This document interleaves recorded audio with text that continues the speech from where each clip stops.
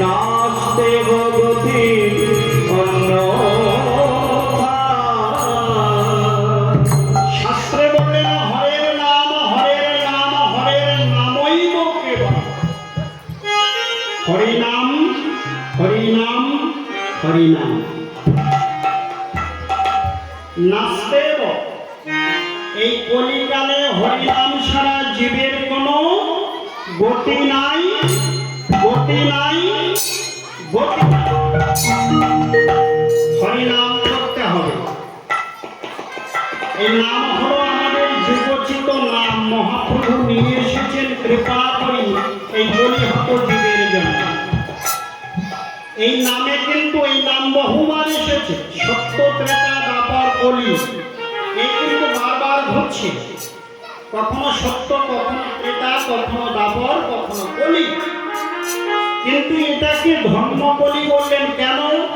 বললেন এবারের যে কলিযুগে প্রভু যে নামটি এনেছেন এটা যুগোচিত নাম হলেও বললেন নামের ভিতরে প্রেম মিশিয়ে দিয়েছেন। এই নামে প্রেম আছে, নামে প্রেম মিশ্রিত করেছেন আমার গৌর সুন্দর এবং নিতাই চাঁদ। কৃপা করি জগৎ জীবের জন্য নাম বিতরণ করেছেন।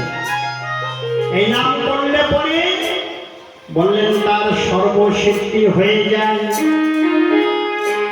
যেমন হরিদাস ঠাকুর তিনি নাম করেছিলেন ৩ লক্ষবার নাম জপ সমাপন না করে তিনি কিছু আহার করতেন। তিনি নামের মহিমা প্রকাশ করেছেন। সেই হরিদাস ঠাকুর যখন তিনি তার দেহটিকে রাখবেন গৌর সুন্দরকে বললেন হে প্রভু আগে তুমি আমার সম্মুখে দাঁড়াও, তুমি আমার সম্মুখে থাকবে, তোমার ওই বদন কোমল দর্শন করতে করতে আমি আমার প্রাণটি ত্যাগ করব। দেখুন নামের কৃপা। গৌর সুন্দর এলেন হরিদাসের সম্মুখে, হরিদাস নিজাগ্রে সামনে বসালেন, তার বদন কোমল দর্শন করতে করতে তিনি প্রাণ ত্যাগ করলেন। মুখে কি বললেন? শ্রীকৃষ্ণ চৈতন্য নাম উচ্চারণ করলেন বারবার। শ্রীকৃষ্ণ চৈতন্য নাম, শ্রীকৃষ্ণ চৈতন্য। তার মানে সারা জনম নাম করে তিনি ভগবান গৌর সুন্দরকে লাভ করলেন। বুঝতে পেরেছেন বাবা? এই যে নাম করা হয়, নামের ফল কি, নামের ক্রিয়া কি, নামে কি পাওয়া যাবে সেটাই হরিদাস ঠাকুর দেখালেন। সারা জনম নাম করলেন, কিন্তু তিনি যখন প্রাণটি ছাড়লেন তখন কিন্তু আর হরে কৃষ্ণ নাম বললেন, কেননা তার প্রাপ্ত বস্তু সম্মুখে এসে গেছে, তিনি পেয়ে গেছেন। সারা জনমের নাম করার ফল হলো শ্রীকৃষ্ণ চৈতন্য মহাপ্রভু স্বয়ং ভগবান, স্বয়ং সেই ভগবানকে লাভ করলেন, তিনি প্রাণ ত্যাগ করলেন। তাই আমাদেরও নাম করতে হবে।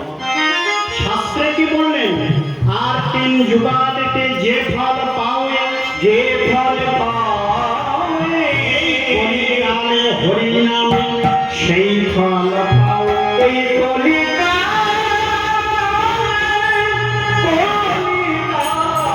হরি নামে সেই ফল ফল পাওয়ে।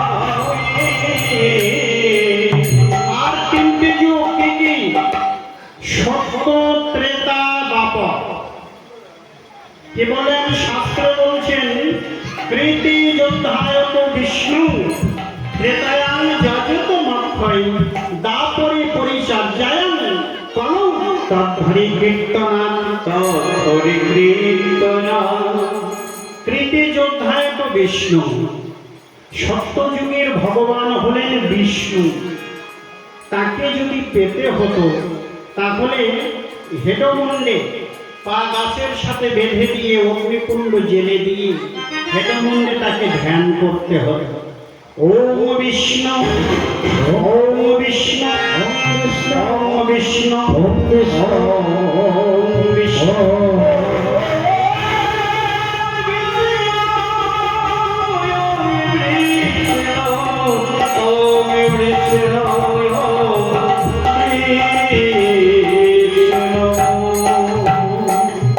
ওম বিষ্ণু করে ধ্যান করতে হবে। বহুদিন পর, বহুকাল পর ভগবান বিষ্ণু দেখা দিতেন। খুব কঠিন ভজন।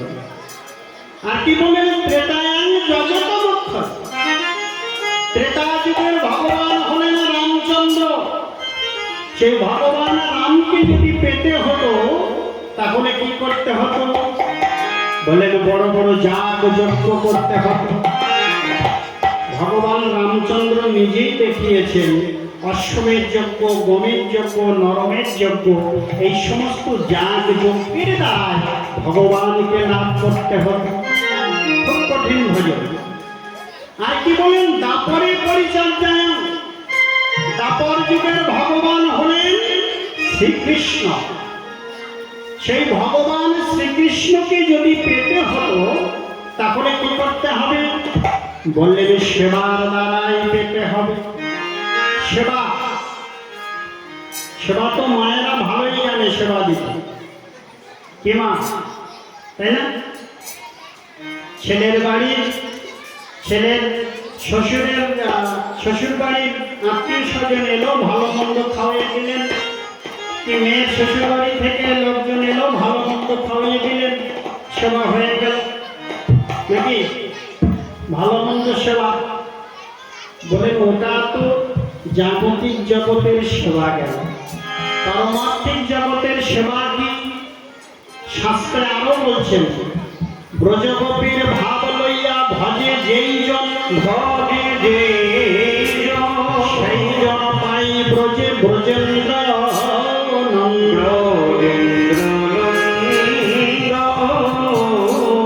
ব্রজগোপীর ভাব লইয়া ভজে যেই জন। আমার সেবাটি কেমন দেখুন। যেমন ব্রজবাসীগণ, ব্রজগোপিনীগণ কি করেছিলেন? যখন বৃন্দাবনে বংশীধ্বনি হয়েছে, যে গোপিনী যে অবস্থায় ছিলেন, কোন গোপিনী সন্তানকে দুগ্ধপান করাচ্ছেন, কোন গোপিনী সংসার কর্মে রত আছেন, কোন গোপিনী স্বামীর কোলে শয়ন করেছেন। যেই না বৃন্দাবনে বংশীধ্বনি হয়েছে, অমনি সব কিছু ত্যাগ করে চলে গেছেন গোবিন্দের কাছে। তারা কখনো ভাবেনি যে প্রভাত কালে যখন ঘরে ফিরে আসব আমাদের গুরুজনেরা কুলোটা বলবে, আমাদের নিন্দা করবে, ঘর থেকে বের করে দেবে, সমাজে কলঙ্ক উঠবে। এই চিন্তা ভাবনা তাদের ছিল না। তারা সর্বদাই গোবিন্দ চরণে, গোবিন্দ কিভাবে সুখে থাকবে, তার কিভাবে সুখ বিধান হবে, সেদিকেই তাদের লক্ষ্য। এটাই হলো সেবা। ফলে এইভাবে সেবা দিলে পরে ভগবান কৃষ্ণকে লাভ করা যায়। আর কি বলেন? কলৌধরি কীর্তনা। কলিকালের ভগবান হলেন আমার গৌর সুন্দর। সেই গৌর হরিকে পেতে হলে বলেন একমাত্র সংকীর্তনের দ্বারাই, হরিনাম সংকীর্তনের দ্বারাই তাকে পেতে হবে, হরিনাম করতে হবে। তাই আসুন আমরা সবাই যখন একত্রিত হয়েছি একটু হরিনাম করি। আমাদের যদি কোনো নদী পার হতে হয় তাহলে আমরা কিসে পার হই? নদী পার হতে গেলে কিসে পার হতে হয়? নৌকায়। যেমন নৌকায় পার হতে হয়, যদি আমাদের ভব নদী পার হতে হয়, ভব নদী, তখন কি কাঠের নৌকায় পার হওয়া যাবে?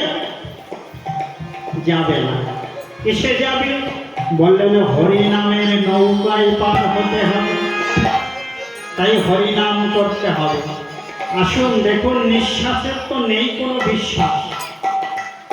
এই যে আমি এখানে কীর্তন করছি, যদি আমার এই কীর্তন করতে করতে শ্বাসটি যদি বেরিয়ে যায় আর যদি ভিতরে প্রবেশ না করে, তাহলে নিতাই গৌর হরি বল, হরি বল, হরি বল। আপনাদের আবার গাড়ি খরচ করতে হবে, এই বডিটা তো পাঠাতে হবে নবদ্বীপে। তা তদ্রূপ নিঃশ্বাসের নেই কোনো বিশ্বাস। এ কতদিন আমরা থাকবো এটা কেউ বলতে পারি না। একটা দুর্ভাগ্যের কথা, গত বছর এখানে আমার বায়না হয়েছিল, কিন্তু আমি আসতে পারিনি। কেন? কারণটা হলো আমার মা খুব অসুস্থ হয়ে পড়ে। এত পরিমাণ অসুস্থ হলেন, আমি নিয়ে সেই হসপিটালে চলে গেলাম। আমার এই দাদাকে বললাম যে দাদা এই অবস্থা, আমি যেতে পারছি না। আমার সেই মা 3 মাস পরে তিনি এই ইহলোক ছেড়ে পরলোকে গমন করেছেন। এতটাই তার খারাপ অবস্থা হয়েছিল। তো নিঃশ্বাসের নেই কোনো বিশ্বাস, কে কখন চলে যাব আমরা কেউ তো বলতে পারি না। আসুন সবাই যখন একত্রিত হয়েছি, আমরা সবাই মিলে একটু হরিনাম করি। সবাই দুটি বাহু তুলে হাতে তালি দিয়ে হরিনাম করবেন।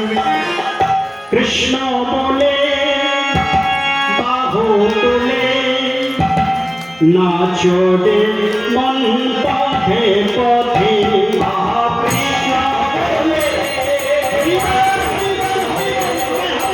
নাচো রে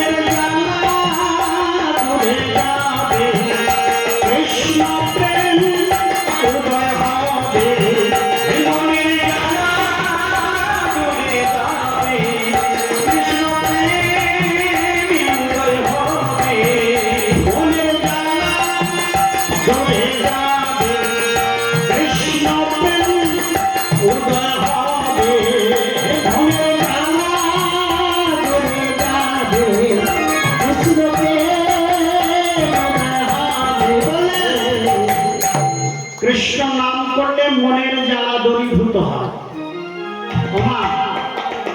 এই যে বলে যাচ্ছি, আপনারা পরীক্ষা করবেন। সংসারে তো আমাদের